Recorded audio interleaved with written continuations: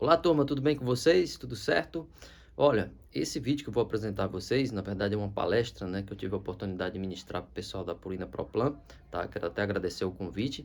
E é uma oportunidade que eu tive para justamente falar sobre desbiose, probióticos, prebióticos em gatos, que é um assunto bem interessante, um assunto bem atual e que ainda tem pouca comprovação científica, tá? E eu convido a vocês a justamente assistir esse vídeo, tá? E vão mandando sugestões, dúvidas, né, que é um assunto bem interessante, compartilhem, tá? Aproveitem e também sigam e curtam o canal, tá, pessoal? Até mais.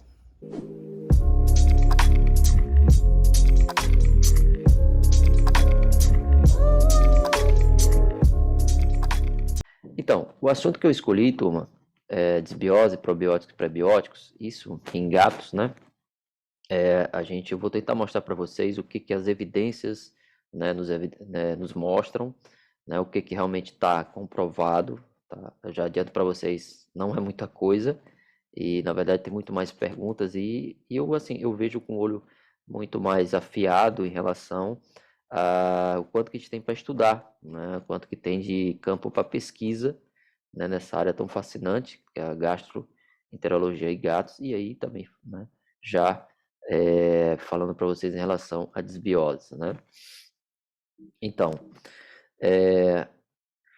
para a gente primeiro, para conseguir mostrar a vocês, abordar de uma forma mais didática, eu preciso que a gente converse um pouco sobre as definições, tá? Por exemplo, microbiota, a gente vê muita citação, né? Muita chamada em relação à microbiota e também o microbioma. Existe diferença entre as duas denominações. Microbiota está relacionado mais à parte taxonômica, ou seja, quais bactérias estão lá, né, nesse intestino. Não só bactérias, tá? Então, assim, quando a gente fala de microbiota, eu sempre costumo pensar numa floresta, né? Um ecossistema. Então, existem bactérias, fungos, algas, protozoários, às vezes helmintos, tá? Vírus, tá? Principalmente os bacteriófagos. Então, assim, realmente é um mundo fascinante, microbiota. Quando a gente fala de microbioma, aí já está mais relacionado com que tipo de genes estão lá, né? Ou seja, o que eles estão fazendo, né? Qual é a função dessas bactérias, enfim, grande parte realmente bactérias, mas qual é a função desses micro-organismos lá nesse ecossistema que é o intestino, né? Do nosso paciente, tá? Então, basicamente, é essa a diferença, né? Então, é muito importante que a gente entenda essas definições. Vou falar um pouco mais para vocês na frente sobre outras definições que serão importantes para o nosso entendimento. E em relação a funções, então, assim, é um número muito grande de funções, que algumas delas a gente ainda vai conhecer, né? Mas eu consegui resumir aqui, principalmente são, né, que eu acredito que são as mais importantes. Imunomodulação, então, isso é uma coisa muito importante que a gente entenda, tá? Que todo aquele material de micro-organismos, toda essa microbiota, ela tem uma relação intrínseca com a imunomodulação do nosso paciente, tá? Tanto para negativo como para positivo. Então é muito importante a gente entender isso. Qualquer alteração nesse microbiota vai também causar uma repercussão grande, muitas vezes sistêmica, né, no nosso paciente. Controle de enteropatógenos, então, claro, se existe ali um equilíbrio, uma população equilibrada desse ecossistema, é claro que vai ser muito mais difícil chegar, por exemplo, uma cepa bacteriana ali, afastar todo mundo e dizer, olha, esse lugar aqui é meu. Na verdade, ele vai ter que competir com muitos outros micro-organismos e acaba tendo esse controle, né, não só físico, mas também a gente vai ver molecular, né, funcional, no controle de enteropatógenos, tá? Função metabólica e nutricional para enterócito, também isso é bem conhecido e também importantíssimo. A maior parte das células da mucosa intestinal ela vai se alimentar realmente do que cai no lume, e muitas vezes esses nutrientes eles são produzidos por essas bactérias, né, por esses micro-organismos. Então, assim, a gente vai ver que a função metabólica ela é essencial para um bom funcionamento intestinal, né? Então, são três funções importantes que a gente vai ter sempre essa lembrança, se caso mude esse microbioma, essa microbiota, vai ter alteração também sistêmica, tá? Então, aqui, esse quadro mais ou menos resume o que eu falei para vocês. Então, a gente tem aqui uma microbiota funcional, tá? Que vai produzir vários componentes, né? Vários metabólitos. Aqui já cita os ácidos graxos cadeia curta, que são um dos mais estudados, que tem mais função ali em relação à vida desses enterócitos, tá? E o que que eles fazem? Esses fatores, né, essas produções, né, esses metabólicos dos organismos, eles vão principalmente servir tanto de alimento, melhorar essa função desses enterócitos, né, muitas vezes, como eu falar para vocês, da musculatura lisa também, tem a ver com a contração intestinal, e também irá ativar principalmente as células ali de imunidade inata, né, que são os macrófagos e também as células dendríticas, tá? Consequentemente, vai ter sinalização, vai regular também linfócitos, vai ativar linfócitos, tá? Então, dependendo ali de se tem uma boa convivência, digamos assim, entre esse micro-organismo, vai ter uma resposta anti-inflamatória. Se tem um desequilíbrio, vai ter uma resposta inflamatória. A gente vai falar um pouco mais lá na frente, tá? Uma coisa importante aqui, ó, fatores de dieta, né? E aí aqui entram as dietas, né? Dietas mais específicas, terapêuticas, como por exemplo as dietas gastrointestinais, como a própria já tem, também a própria dieta hipoalergênica, né? A dieta que já tem ou seja, uma composição que ela vai também fazer com que haja ou uma transformação, né, dessa microbiota, ou também uma manutenção do bem-estar, digamos assim, desse ecossistema, tá? Porque, ou seja, o que cai ali no lumen, ele vai ter que ser processado de alguma forma por esses micro-organismos. E claro, quando a gente começa a colocar um tipo de alimentação, a gente vai também conseguir selecionar esses micro-organismos, tá? Então, essa frase aqui, que é um dos autores que estuda bastante, que a gente vê muito artigo, né, na área da medicina felina, essa área de gastroenterologia, né, que é o Suchodolski, o Sukodolski, eu não sei muito bem, mas é mais ou menos assim. Então ele fala, por que eu coloquei essa frase? Microbioma intestinal, um órgão metabólico. Isso para mim, são 4 palavras que resumem tudo que eu falei para vocês até agora. Então assim, poder de síntese muito grande numa frase dessa, que justamente vai mostrar a importância, né, a importância desse microbioma para todo o organismo. Então entendam que hoje ele já é considerado realmente um órgão apesar de um órgão formado por células que não são nossas, né? Desculpa, não são do gato, né? Mas é um órgão ativo que é fundamental para realmente o funcionamento perfeito, né? Essa interação perfeita que vai ter repercussão sistêmica dependendo do equilíbrio ou não, tá? Os metabólicos bacterianos, pessoal, mais conhecidos, tá?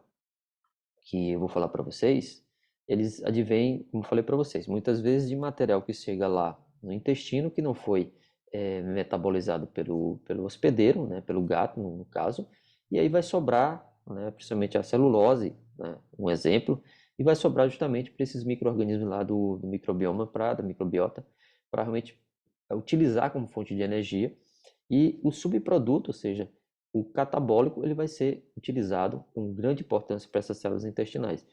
Um dos mais conhecidos é o ácido graxo cadeia curta, que eu vou falar mais para vocês também, que ele advém dessa quebra, né, de carboidrato por esse metabólico. Ele tem importância muito grande, né, que eu vou falar para vocês.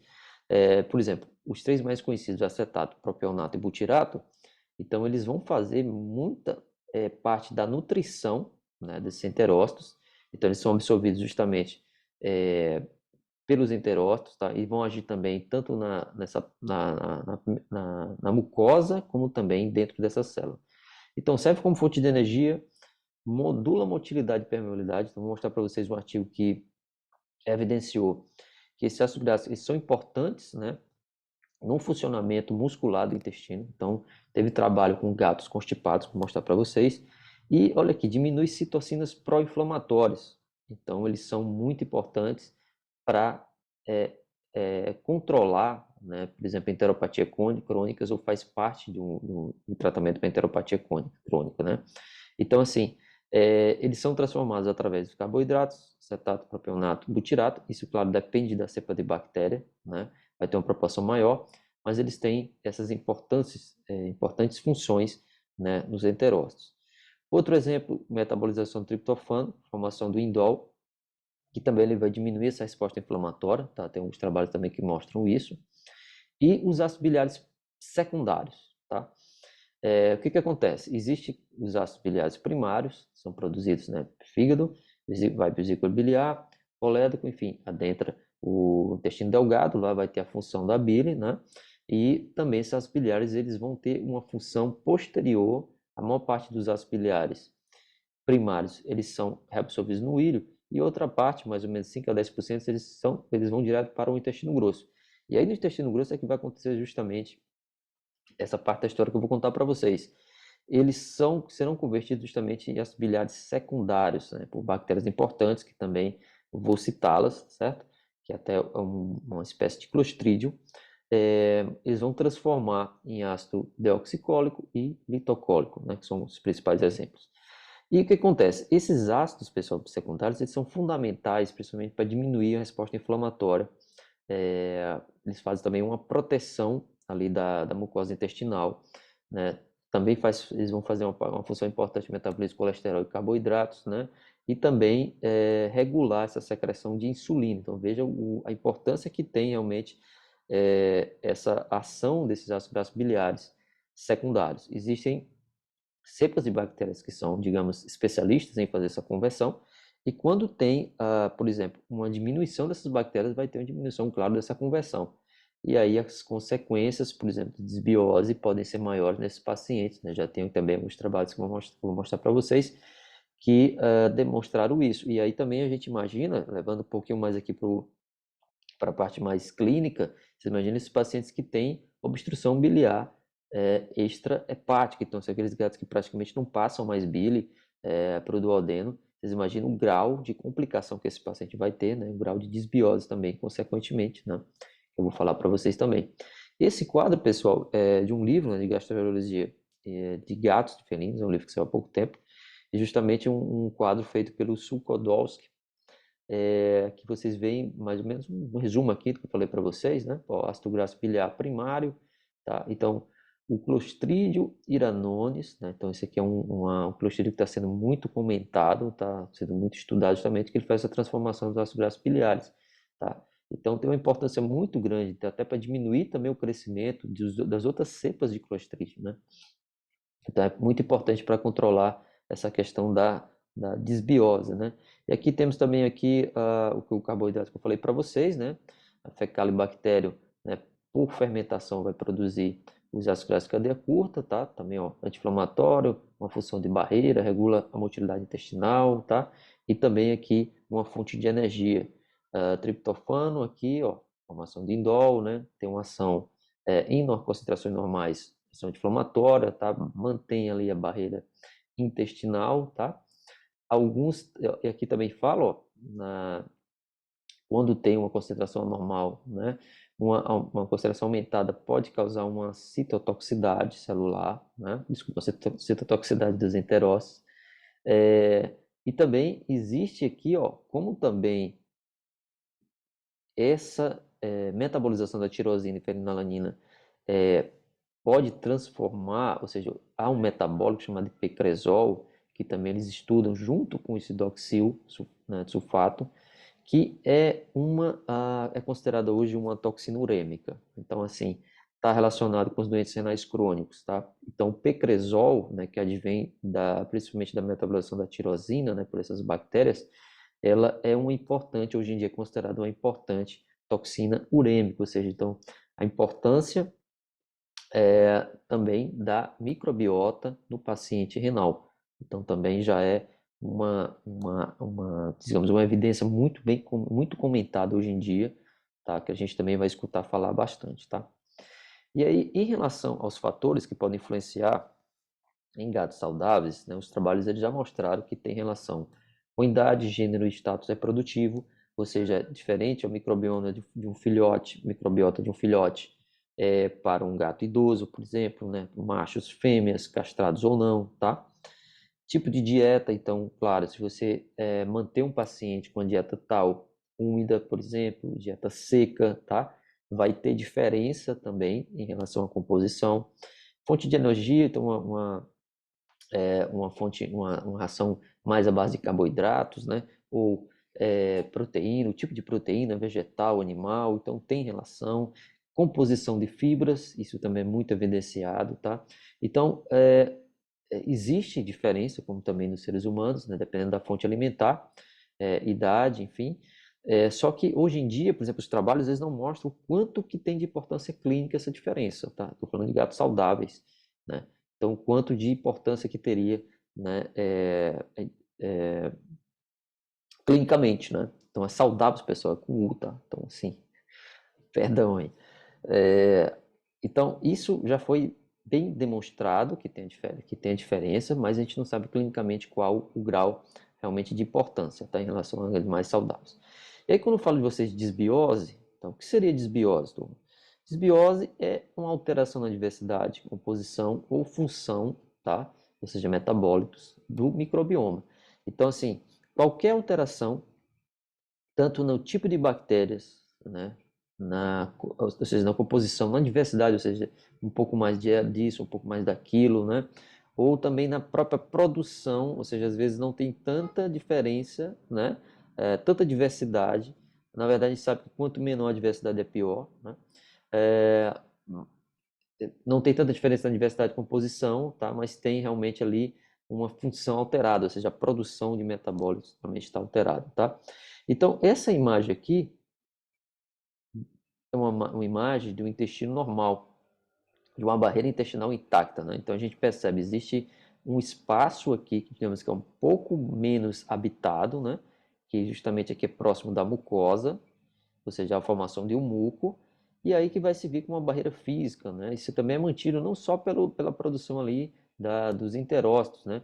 Mas isso aqui também é mantido pelas próprias bactérias que estão aqui sobrenadando. Quando tem um dano dessa barreira, ou seja, quando tem principalmente uma desbiose, né? Um crescimento de bactérias patogênicas, a gente vai ver essa quebra também dessa barreira. Então, assim, o que que acontece? E vai iniciar o que seja uma colonização, às vezes, cima da mucosa e às vezes entre a mucosa, ou seja, acabam entrando realmente entre as células, essas bactérias, e aí sim vai causar uma chamada desbiose, tá? Então a gente vai ver que existem alguns exames, alguns testes, que justamente vão buscar essas bactérias que estão aqui, ó, entrelaçadas, né? Então, digamos, estão incrustadas nessa mucosa, tá?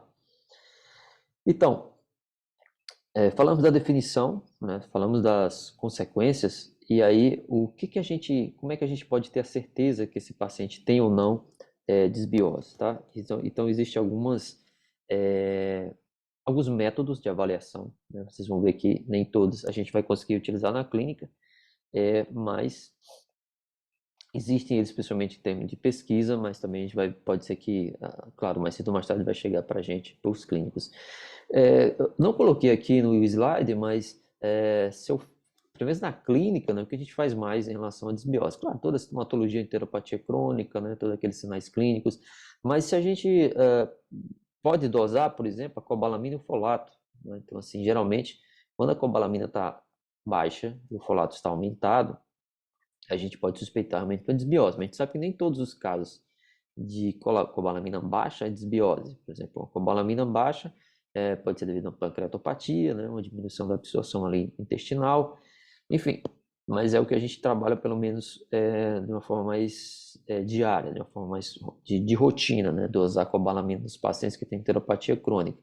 Mas existem os métodos, por exemplo, descritos como a cultura, ou seja, a cultura desses enteropatógenos ali do intestino. Só que o grande problema de fazer a cultura, né, é que os resultados são um pouco fidedignos. Então você imagina ali o quanto que tem de bactéria, né, naquela porção ali toda do intestino.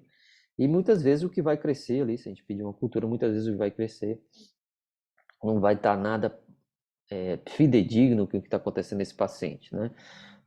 Então, os gatos eles têm uma quantidade de anaeróbias no intestino delgado, comparando com o cão. Então, tem que ser feita uma cultura anaeróbia, né? Não em todos os locais que você vai conseguir, né? Uma grande diferença ao longo das porções intestinais e que a gente, como falei para vocês nesse slide anterior, é uma parte das bactérias elas estão que vão causar desbiose, os principais, sei lá, patógenos que vão causar desbiose, eles vão estar justamente mais aderidos à mucosa intestinal e que pouco provavelmente vai conseguir através de uma coleta, de uma amostragem por fezes, né, conseguir fazer com que essas bactérias apareçam, cresçam lá na cultura. Então, existem trabalhos que realmente usaram a cultura, mas existe essa pouca, digamos, essa pouca fidedignidade para mostrar realmente resultados que são concretos, né, para a gente poder se basear. Um método também que é muito utilizado em laboratório, ou seja, é quase considerado um padrão ouro aí, né, nos trabalhos que a gente pode ver na literatura sobre desbiose, né, sobre enteropatia crônica, que é o método de Fish, que é um método de hibridização, né, por fluorescência, ou seja, eles utilizam o histopatológico, né, e por essa metodologia essas bactérias vão ficar fluorescentes, né? Então é um método que você vai identificar justamente essas bactérias que estão no lúmen, tá? Que estão entrelaçados ali na mucosa. E é muito utilizado, como eu falei para vocês, na maior parte dos trabalhos, né? Então vai localizar justamente aquelas bactérias que estão aderidas e que estão invadindo a mucosa. Então se a gente tem realmente se a gente consegue identificar quais bactérias estão invadindo a mucosa, estão aderidas à mucosa, consequentemente são as mais importantes que estão gerando a desbiose, né? Então isso é por histopatológico. Só que isso é um exame que a gente faz em pesquisa, que é feito em pesquisa. Então você não vai conseguir, a não ser que você esteja dentro de um centro, né, fora, que trabalhe com FISH, mas realmente para a gente na prática a gente não vai conseguir, né, utilizar esse método, tá? E alguns trabalhos, né, vou citar aqui para vocês, vou falar um pouco mais na frente, como por exemplo, em gatos com enteropatia crônica, tinham muito mais enterobacteriaceae aderidas nessa mucosa do duodeno. Então, assim, é como se fosse um marcador, né, da enteropatia crônica nesses pacientes. Gatos com linfoma alimentar têm uma maior quantidade de fusobactério aderida ao William Collor. Esses autores, né, eles também questionaram, aliás, eles deixaram assim, uma pergunta, um ponto de interrogação no ar, se a fusobactéria não teria também uma importância grande em relação ao surgimento do linfoma nessa etiologia, né? Então, mas muitas vezes não se sabe se a causa é consequência, né? Outro método importante é o PCR quantitativo. Esse PCR quantitativo, ele também é utilizado em pesquisas, tá?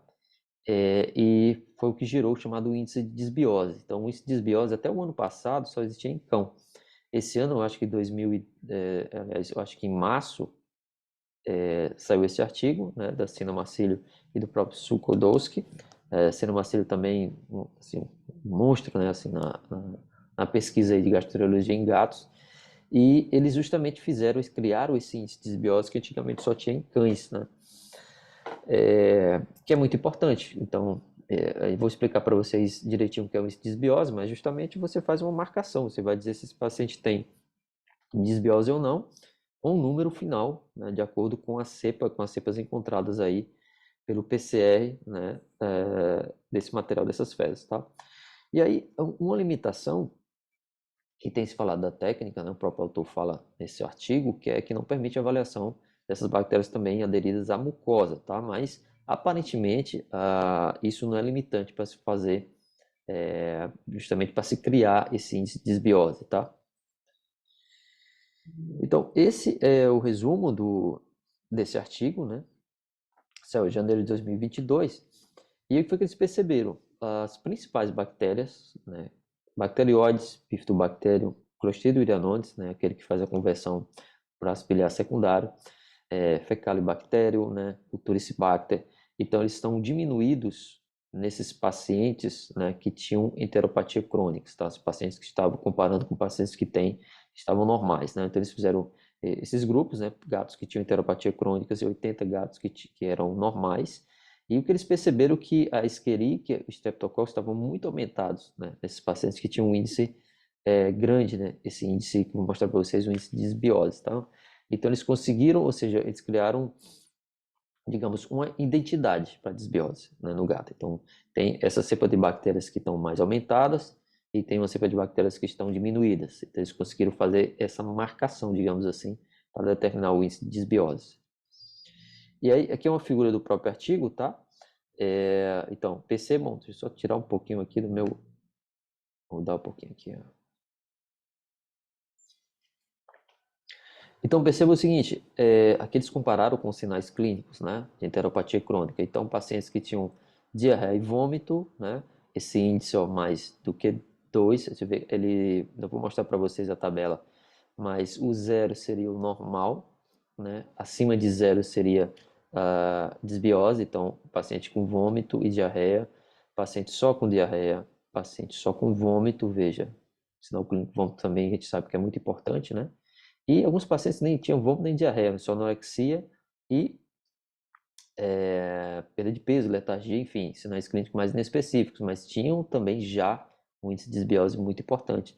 Então é para a gente lembrar que alguns gatos não vêm vomitando e não vêm com diarreia.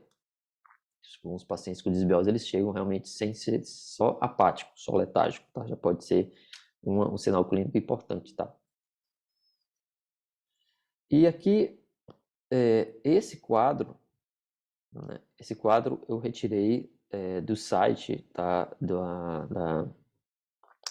Universidade do Texas, que justamente eles utilizaram esse índice de desbiose, né? E lá como é que eu posso dizer? O clínico pode mandar o material para lá, né? Então eles disponibilizam esse exame, né? E com certeza, se um dia a gente vai chegar a esse ponto, realmente ser possível fazer esse desbiose mais fácil, né? Que é justamente você fecha o diagnóstico. Então foi o que eles colocaram. Esse é a tabela, né, que eles mandam, Streptococcus escherichia, justamente aumentado nesses pacientes, né, que tem desbiose, e Fecalibacterium, né, Fusobacterium, Bifidobacterium, geralmente eles estão diminuídos. E aqui tem mais ou menos a função deles. Então, Fecalibacterium anti-inflamatório, produtor ácido graxo cadeia curta, né, todos os produtores também, ó. Então, a importância dos ácidos graxos cadeia curta. E o Clostridium anones, que é um importante marcador também, né, da desbiose. Então, ele está diminuído, vai ter problema lá na produção desses ácidos graxos secundários, né. Essa tabela é um resumo, né, que eu falei para vocês. O index, ou seja, o índice, quando está menor do que zero, que de acordo com o artigo, né, diversidade geral normal, pode haver alguns grupos bacterianos fora da taxa de referência, mas aparentemente não tem desbiose, tá? De 0 a 1 já tem desbiose, considerado leve, né, que já sugere uma mudança moderada na diversidade geral da microbiota intestinal. Maior do que 1, pessoal, são os casos realmente de desbiose, os casos mais graves. Então, existe uma grande mudança ali na diversidade da microbiota intestinal, tá? E aí, alguns artigos que eu quero ilustrar, falei para vocês, por exemplo, esse aqui é um pouco mais antigo, tá? De 2008, foi justamente por Fish, né? Por aquela imunofluorescência ali no histopatológico que encontrou Enterobacter no duodeno de gás com dois intestinos inflamatórios, comparado com grupos normais, né? E mostrou uma correlação positiva. Então, quanto maior a contagem desses micro-organismos, pior era a gravidade de inflamação histológica, né? Esse outro trabalho, ó, aqui a gente já entra também num ponto bem interessante, que é o uso de antibióticos, né? Claro que a gente sabe que tem uma mudança terrível, muitas vezes, com o uso de antibiótico nos nossos pacientes, mas os artigos também já conseguem comprovar. Então, eles utilizaram aqui, ó, a Enterococcus faecium, né? Em pacientes que tinham sinais gastrointestinais, tá? E eles viram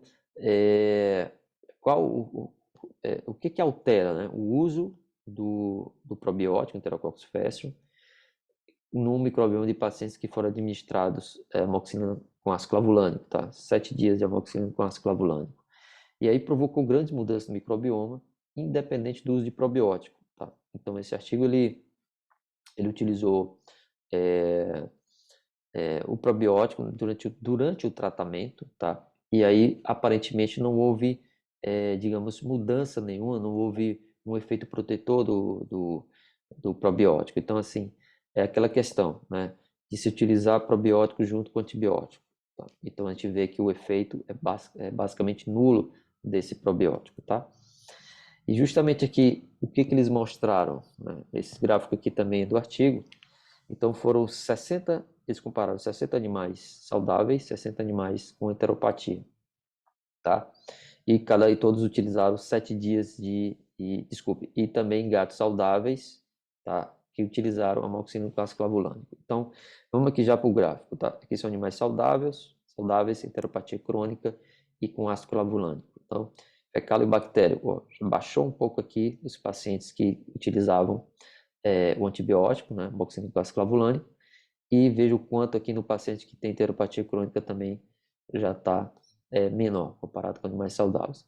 E aí, quando a gente vem aqui para cá, por Escherichia e o Clostridium iranones, percebe o seguinte: os gatos que receberam antibiótico teve uma desbiose, ou seja, um crescimento maior ainda da Escherichia coli, maior ainda que os pacientes com enteropatia crônica. Então, assim, aqui eram pacientes saudáveis que receberam antibióticos, tá?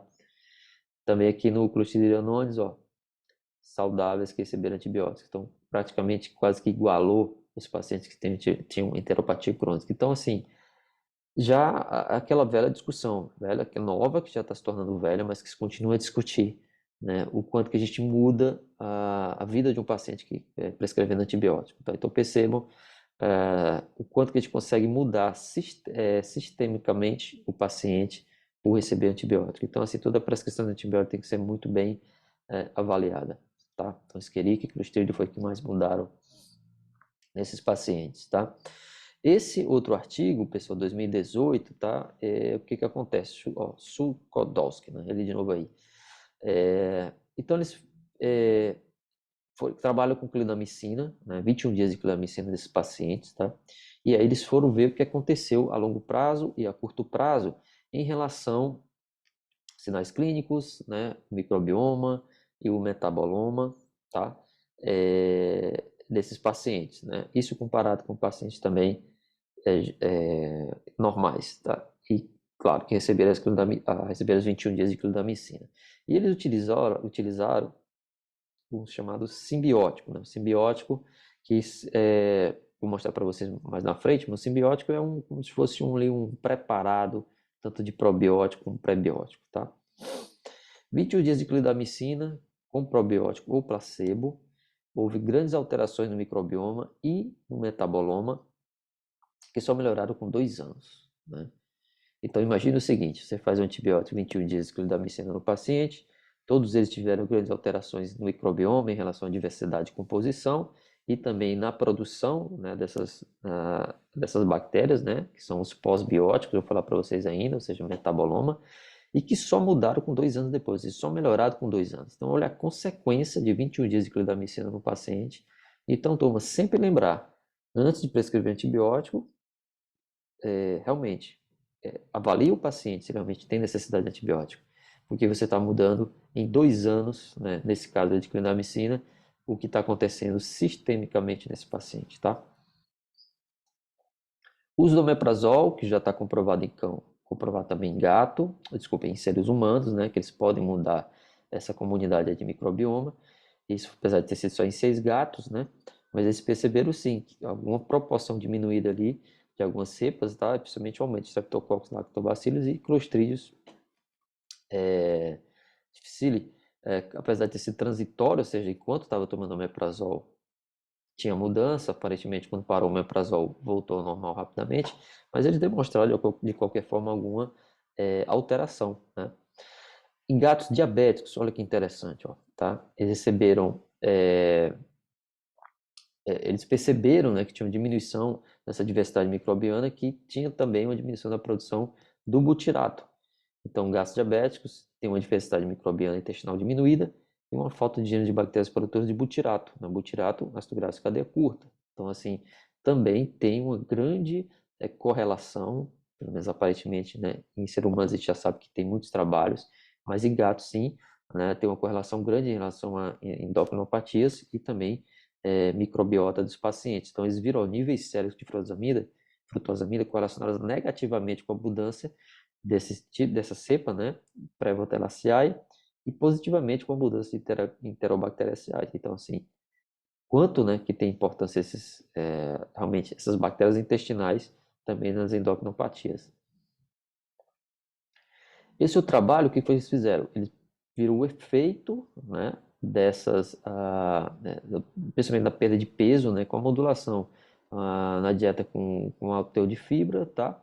E em relação também a atividade física, né, condição corporal e o tipo de microbiota que tem esse paciente em relação a gatos obesos. Então, ou seja, eles fizeram uma correlação, né? Microbiota com é, é, é, atividade física, peso corporal, tá? Nos pacientes obesos. Foi o que eles viram. Uma dieta moderada em proteínas e rica em fibras causou perda de peso em gatos com excesso de peso, resultando em uma redução na abundância dessas bactérias, bacterióides, e também a mudança de actinobactéria, no aumento, né, da quantidade de actinobactéria. Então, assim, também está relacionado com peso. Então, gatos obesos também podem ter desbiose, tá? Então, será que uma mudança, né, uma alteração também, por meio de adicionar probióticos, sei lá, determinadas cepas bacterianas, a gente não conseguiria também fazer com que esse paciente diminuísse o peso, tá? Em relação à terapêutica, seguinte, terapêutica também, turma, a gente tem algumas dúvidas, tá? E às vezes a gente até fica um pouco mais desesperado em relação à terapêutica nesses pacientes, né? Primeiro, queria que vocês entendessem também a terminologia aqui, diferença de probiótico, prebiótico e pós-biótico, tá? O que que seria? Probiótico, turma, são os micro-organismos. Então, assim, são aquelas cepas que se sabe que são benéficas e você vai adicionar ao paciente, né? Então, assim, vai trazer determinada quantidade, isso é muito importante, não é? Tem que ter uma quantidade também determinada que vai trazer benefícios sobre desse paciente. Os prebióticos são alimentos para esses probióticos, ou seja, são composição da dieta, que aí a dieta, aí é que é importante as dietas terapêuticas, né, como a Proplan tem bastante, né, vai ser falado também para vocês daqui a pouco, é, a importância de trazer nutrientes para essas bactérias. Então existe a cepa bacteriana, existe o alimento para eles, né? Então geralmente são carboidratos não digeríveis, né? Que aí vai facilitar, ou seja, vai estimular o crescimento de uma forma seletiva, né? Limitado para determinadas bactérias. Então, assim, não vai ser também um alimento para um banquete para todo mundo ali no intestino. Então, vai ser uma coisa que vai selecionar justamente esses probióticos, né? Essas cepas bacterianas são mais benéficas. E o pós-biótico são os produtos metabólicos, ou seja, as gases de cadeia curta, né? As pilhares secundárias, enfim, são os produtos metabólicos ativos dos probióticos, tá?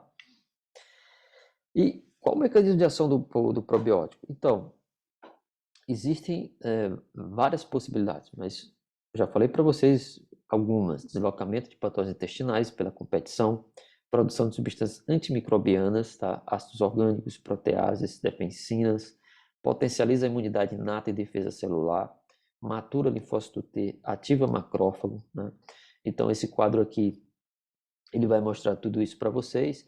Então, assim, quando tem uma barreira funcional, né, quando não tem desbiose, ou seja, esses probióticos, eles fazem uma ativação, tanto a presença física deles, como também a presença dos produtos, né, que eles vão produzir, dos metabólicos, então eles vão ativar macrófago, né, células dendríticas, tá, vai fazer imunomodulação, ou seja, a ativação dos linfócitos, principalmente os Treg, e aí fica justamente ali essa barreira protetora, tá? Tanto física como também funcional. Então, claro, a partir do momento que muda essa composição, tá, dos micro-organismos, vai mudar também a produção, os metabólicos dele, e vai estimular uma via inflamatória, uma via anti-inflamatória. E alguns trabalhos também que eu achei bem interessante, né, que eu trouxe para vocês para comentar, justamente o uso desses probióticos, tá, ou os pós-bióticos, para tratar determinadas entidades, né, patológicas no gato. Por exemplo, Trichomonas fetos. A gente sabe que Trichomonas fetos é uma dor de cabeça assim, gigantesca para o clínico, principalmente que hoje em dia não se encontra praticamente de nenhuma forma o ronidazol, que era o único fármaco, né, que tinha indicação, que tinha realmente uma resposta positiva no tratamento. E aí alguns trabalhos vieram, esse aqui até com o nosso Fortiflora, né, que eu torço bastante que ele chegue aqui no mercado nacional. Então esse Fortiflora, até brinco demais com a Alessandra, né, perturbei ela já várias vezes pelo Fortiflora. Então assim, esse trabalho foi o que eles fizeram. Eles trabalharam, foi in vitro, né, o efeito do Fortiflora, né, da composição do Fortiflora, para o controle realmente da infecção de tricomonas. Foi o que eles viram. Que ele impediu a infecção quando utilizado de forma profilática, ou seja, in vitro, né? Antes de se jogar o tricomonas ali, preparou-se a célula, né, o ambiente lá dos enterócitos com o Fortiflora, né? E aí percebeu-se que diminuiu, impediu praticamente a infecção, não houve infecção nessas células, e impediu o crescimento, ou seja, diminuiu o crescimento quando foi utilizado durante o tratamento, né? Ou seja, quando, desculpa, não utilizaram o ronidazol, eles fizeram somente o probiótico. E aí, justamente, quando já tinha o parasita lá, Trichomonas, entraram com o probiótico e perceberam que diminuiu um pouco o crescimento. Então, isso é uma alternativa, né, que tem se estudado ainda, alguns trabalhos vão sair, justamente com o uso do Fortiflora, né, o Enterococcus, no tratamento para Trichomonas. Então, você sabe que o ideal é que se faça primeiro, né, o tratamento com Enterococcus e depois utilize o tratamento, né, antimicrobiano, que seria o ronidazol, ou quando você não tem ronidazol, ter tentado o tinidazol, tá? Então, pode ter uma resposta interessante também em vivo nesses pacientes que já têm o Trichomonas. Esse outro trabalho, que eu também achei bastante interessante, que é justamente com gatos com constipação e megacolo, né? E aí eles utilizaram um blend, né? O blend é quando é aquela mistura, é um simbiótico, né? Tem os probióticos juntos, tem várias cepas, né, de probióticos, né? Que esse é um produto já comercial humano, e eles utilizaram nesse artigo justamente em gatos que tinham constipação e megacolo. Eram 10 gatos, tá? Então eles viram, após o tratamento foram observadas diminuições do índice de atividade de enteropatia crônica, né? Esse índice ele é medido com alguns sinais clínicos, não falei para vocês, mas vocês podem depois dar uma olhada na literatura, que é um índice que eles utilizam para o clínico pontuar, né? Um gato que tem doença, enteropatia crônica. Isso vai com sinais clínicos e também juntamente com exames de laboratório, né? Diferente do índice de desbiose, tá? Então eles viram um aumento significativo, aliás, os gatos, né, que tinham índice de atividade de hepatia crônica felina, com aumento significativo de lactobacilos e bacterióides. Gatos com constipação crônica, tá, e megacolite idiopática apresentaram melhoras clínicas significativas após o tratamento, e o que é interessante, que os parâmetros histológicos também, aparentemente, né, mostraram um efeito anti-inflamatório desse blend aí, né, de probióticos, tá? Associado à redução da infiltração da mucosa e à restauração do número de células intersticiais de Cajal ou Carral. Essas células, pessoal, elas são importantes para a motilidade, né? Essas células ficam entremeadas ali entre os enterócitos, e elas parecem células musculares, com células sistema neurológico, então elas ficam entre aquelas duas ali, né? É como se fosse um marca-passo, né? Um marca-passo intestinal, muscular, músculo liso, tá? E os gatos que têm megacolo, que têm constipação, eles têm uma diminuição, uma população diminuída dessas células, tá? Tem alguns questionamentos em relação a esse trabalho, né? O N é pequeno, que eu tive que a maior parte do nosso problema dos trabalhos é em relação ao N, e também eles não fizeram uma divisão muito bonitinha ali dos grupos, né? Teve pacientes que passaram por colectomia e não especificaram realmente quantos pacientes foram para colectomia, né? Então, assim, ficou uma coisa ainda assim meia não muito esclarecida, mas é uma informação importante, né? Que pode ser que surjam mais trabalhos, realmente a associação, né, na desbiose, ou de você entrar, né, com probiótico para melhorar a questão desse paciente que tem constipação, tá? E aí, esse também, que é na mesma linha, que também é muito interessante, eles utilizaram não os prebióticos, mas utilizaram o pós-biótico, ou seja, também in vitro, né, eles pegaram as células, pegaram segmentos do cólon, né, e numa solução ali, injetaram ou mergulharam essas células do cólon com ácido graxo de cadeia curta, né?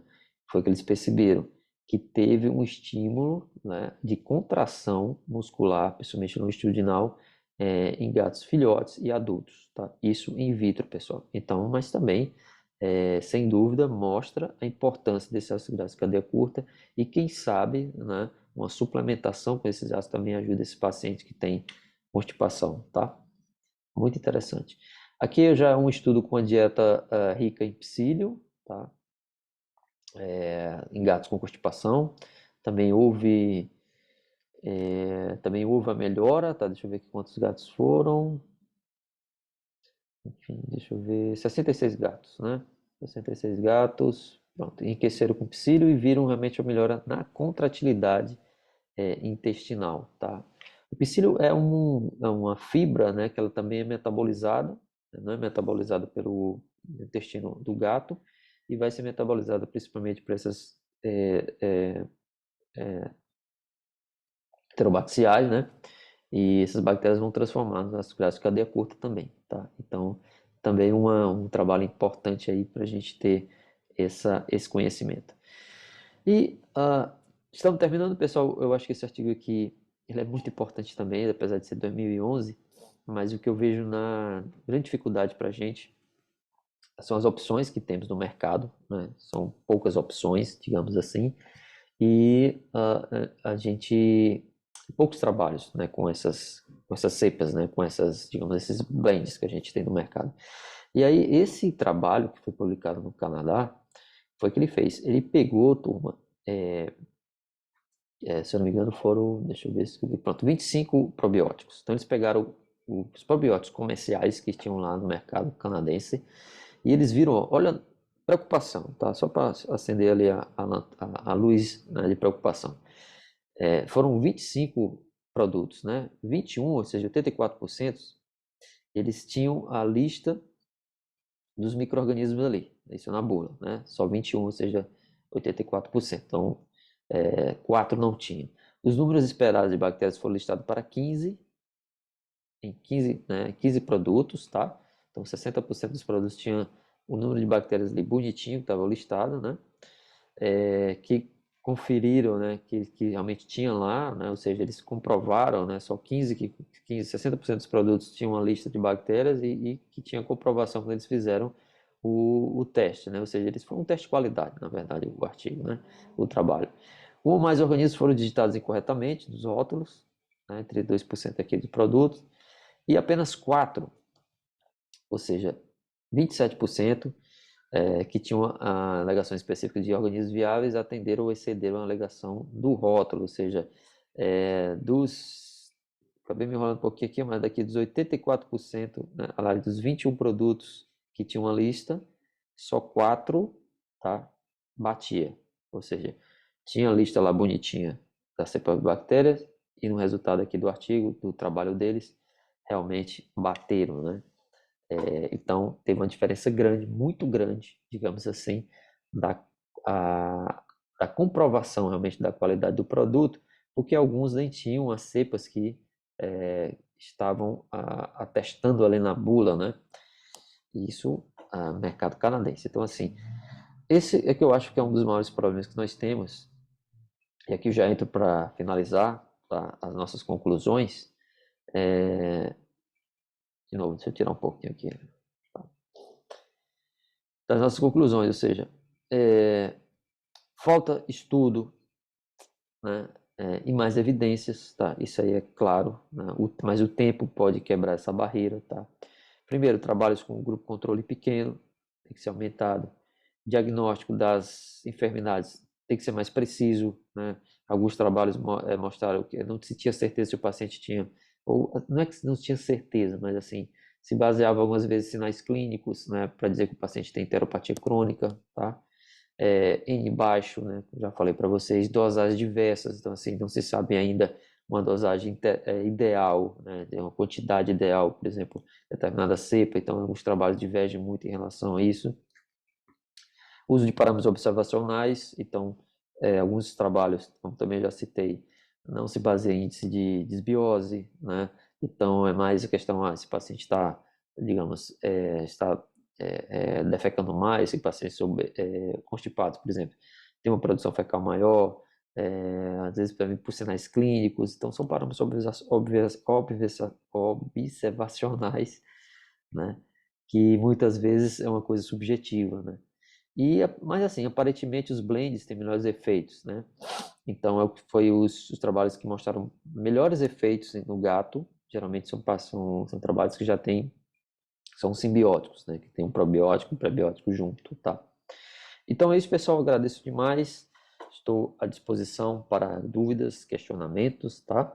Então, assim, é uma área, né, um assunto muito interessante, e como falei para vocês, tem informações que ainda estão flutuando aí, né? E que a gente precisa de mais estudos, mas com certeza é muito importante, tá? À disposição, turma. Muito obrigado mais uma vez.